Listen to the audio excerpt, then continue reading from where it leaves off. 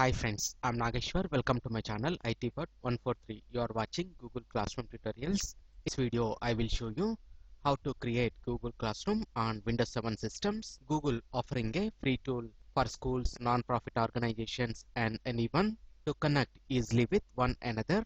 And it can be also operated from anywhere across this globe. If you have the internet connection on a browser, come to google.com and click on sign in option. To use this Google Classroom feature, we need a valid Google account. Already, if you have created it, simply we need to enter it in the email field. Otherwise, you can click on the link showing in this video's description to watch how to create a Gmail account. In step-by-step tutorial, I want to use my existing Gmail account. Enter the password and click on next. After sign in with your Google account, click on Google Apps Grid, where we can access various Google products. Scroll down and here we can find Google Classroom feature. Simply click on that. Since this is the first time I'm using Google Classroom with this email ID, we got this. Classroom helps classes communicate, save time and stay organized. Click on continue.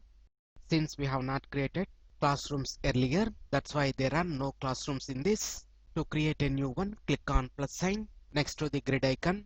Here we will get two options, join class or create class.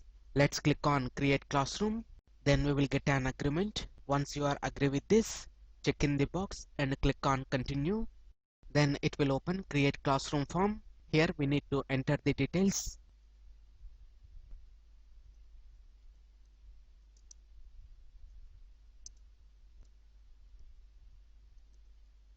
And finally click on create.